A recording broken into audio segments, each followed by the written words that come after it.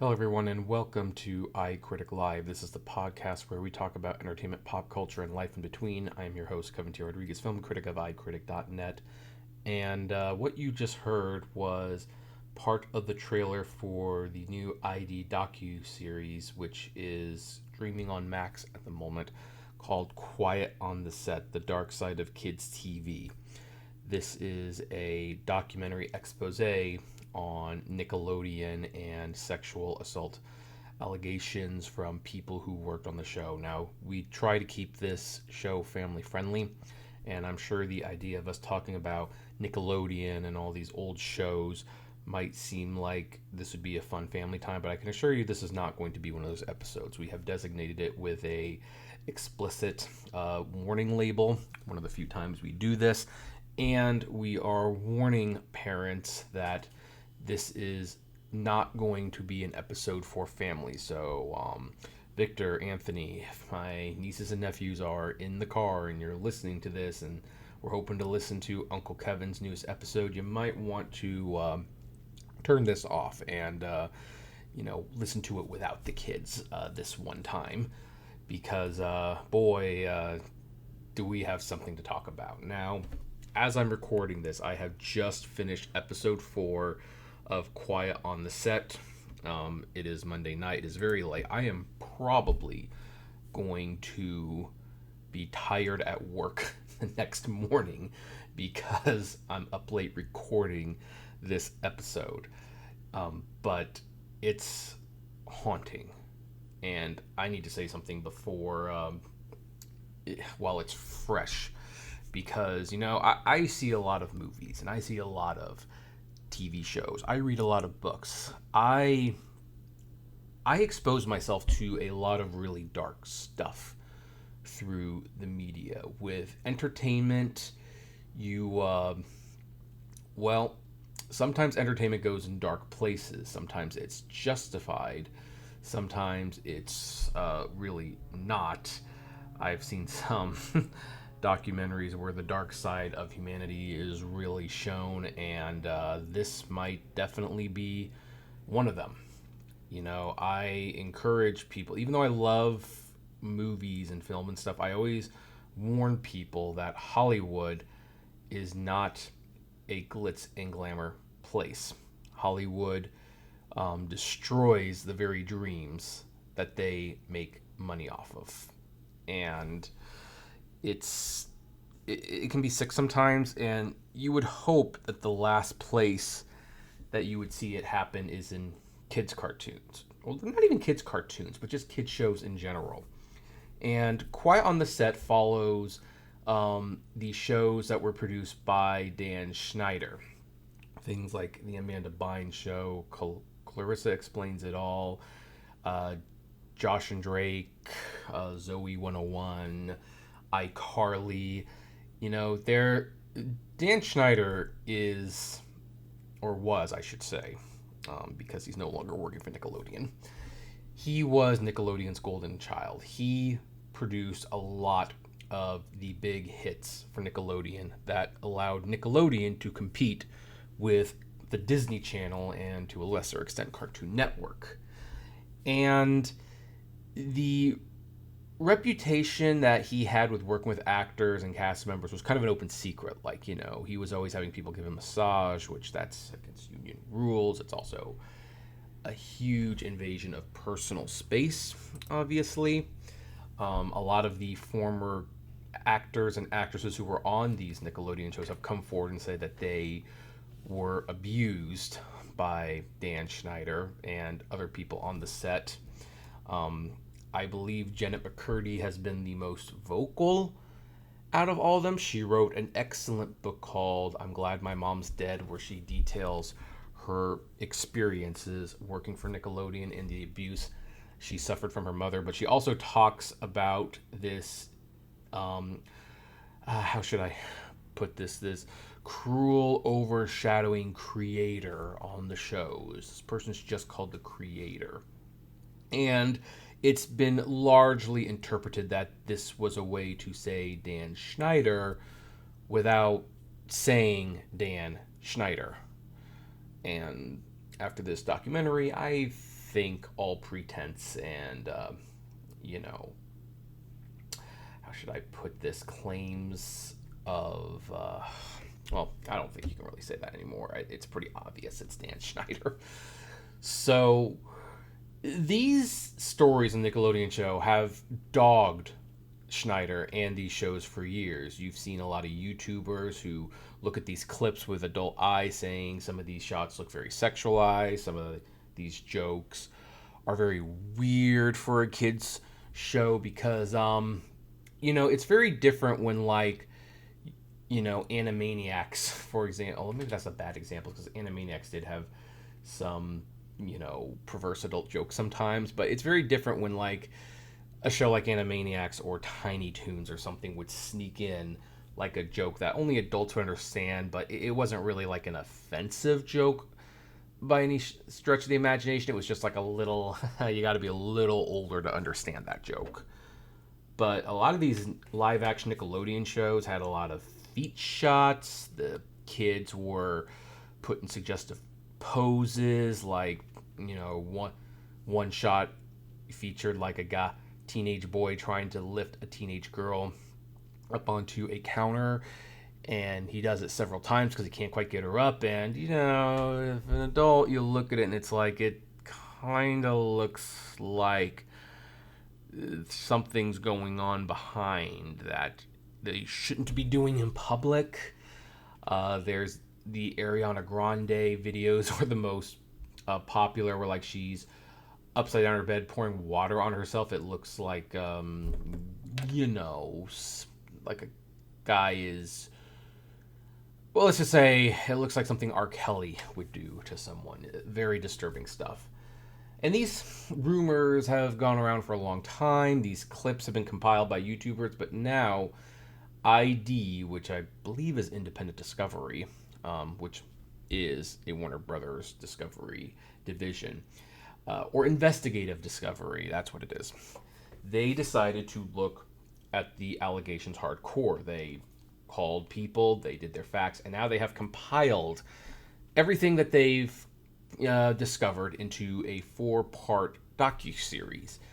And it features many of the kid actors from the shows, many of the costumers, the script writers, all these people basically confirming the worst and even more so. In fact, the reason I was inspired to record so quickly after watching this, and I'm actually getting teary-eyed just even remembering it, not even lying, where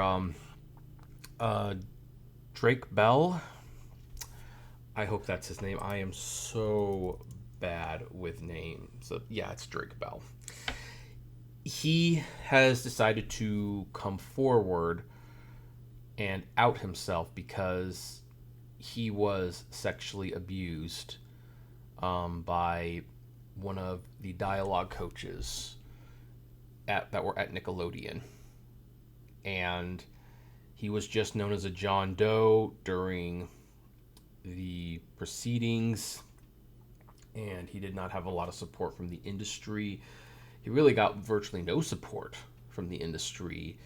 Outed this guy, took him to court. The guy ended up getting 16 months of jail time and then went to work on a show for the Disney Channel, which unfortunately means that if there is a season 2 of Quiet on the Set, the Disney Channel might be next. Just saying. Maybe even Cartoon Network. Who knows? But I could see the series definitely exposing a lot of toxic workplace environment. Now, Drake Bell, he has given almost an entire episode to himself, primarily because he is such a compelling witness. I do know that it is, legally speaking, a he said, she said thing, although considering the case went through the courts and the guy who did this was found guilty because he confessed, not a lot of doubt there that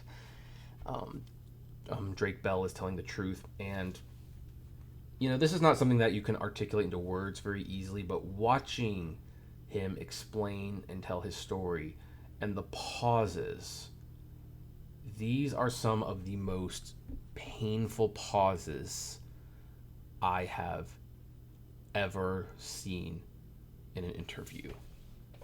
When they asked, like, how long did it last, or who was there to protect you, and he was just silent, and you can tell that he's struggling to answer. And the part that got me the most was when they asked, could you tell us what he did to you? And he's just fidgeting, and he's like, I don't know how to answer that question. It's so hard. And the interviewer's like, well, look, just say what you're comfortable with. And he said, you know what? Imagine the worst thing you can do to a kid. And that's what he did. And that was such a chilling response, because basically what I'm taking from that is he did a little bit of everything to Drake Bell. Now, Drake Bell got into his own minor problems with grooming a minor, and he paid his dues, and it seems like he's moved on. It seems like he's improving himself, and he admitted, he almost went down a dark path too, but he thankfully was able to turn his life around and not do that. So I only bring it up because other people will, and the documentary had to bring it up. But these Drake Bell interviews were so uncomfortable to watch, and they were so sad. And it just makes me sick that it even got to this point. And the only person that ever reached out to him, it was never any Nickelodeon executives or staff members. It was Dan Schneider, who definitely had a lot of issues himself with the way he viewed girls and the way he ran his set.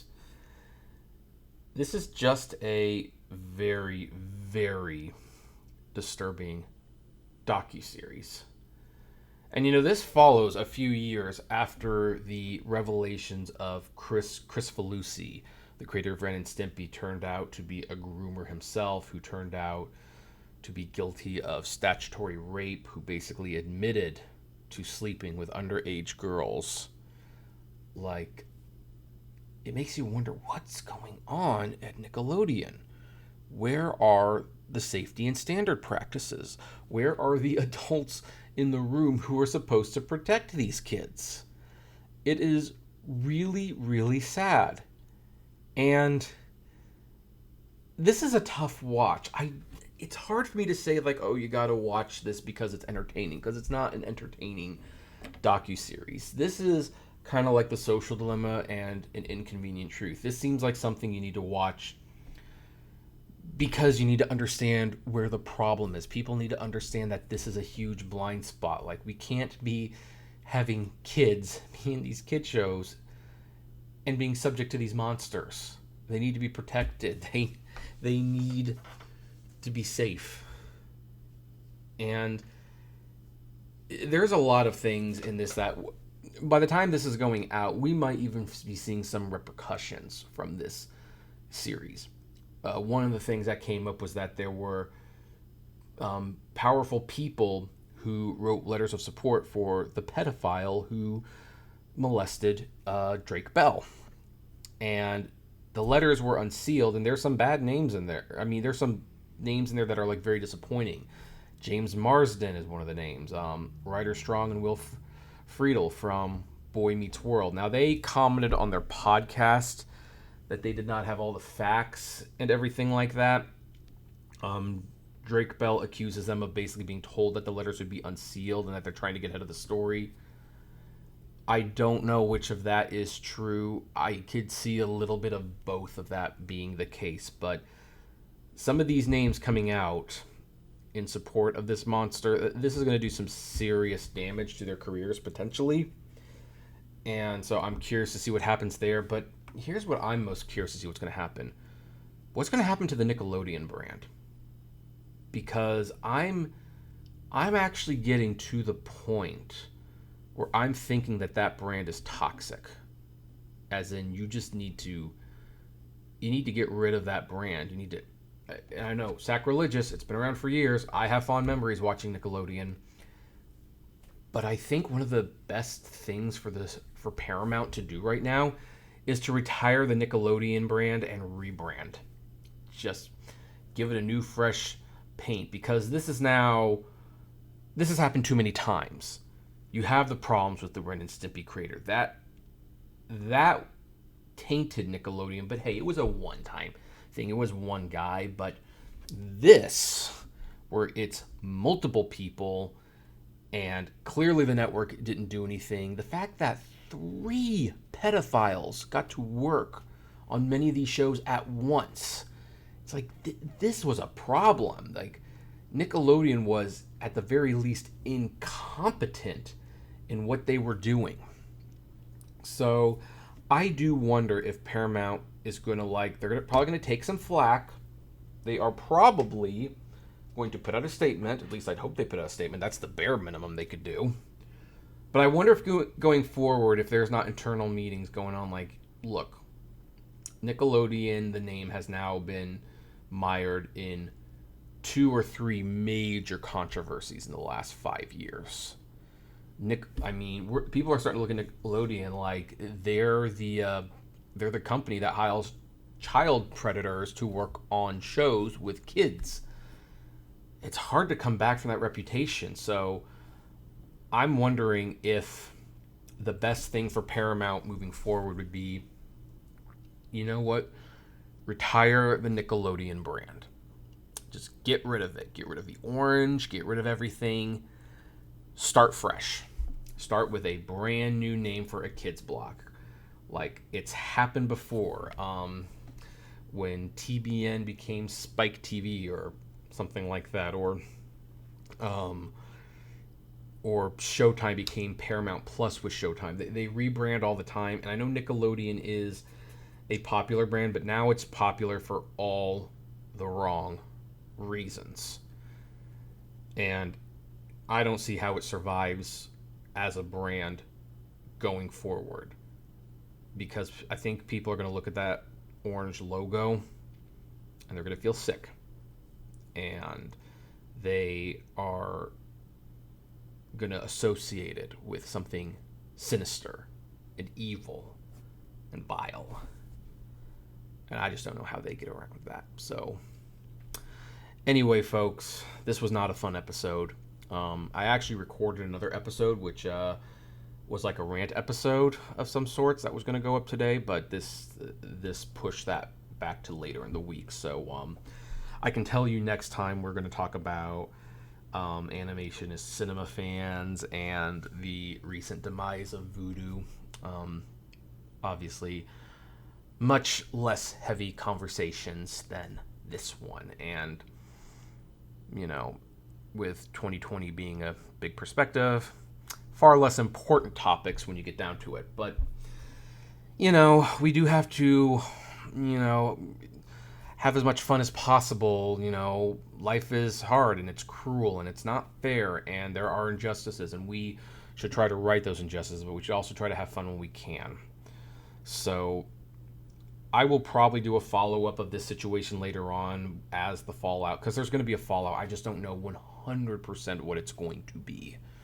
But when the fallout starts to occur, we will revisit this topic. It will probably also get an explicit content label on it. Sorry, kids, but there you go.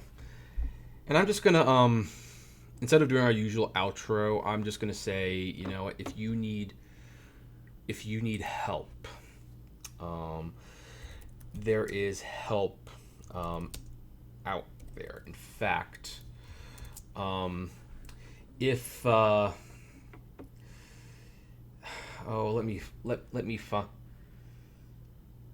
if you have been abused, call the child help hotline. Their phone number is 1-800-422-4453. This will put you in touch with a counselor who may be able to help you out with your situation. Once again, that phone number is 1-800-422-4453. And It's anonymous. These people will be able to help identify abuse, and they could hopefully help you out with your situation. And if there is an emergency, call 911, please. Get help. Talk to a loved one that you feel you can trust, or call 1-800-422-4453 to seek the help that you need. Take care, everyone, and stay safe.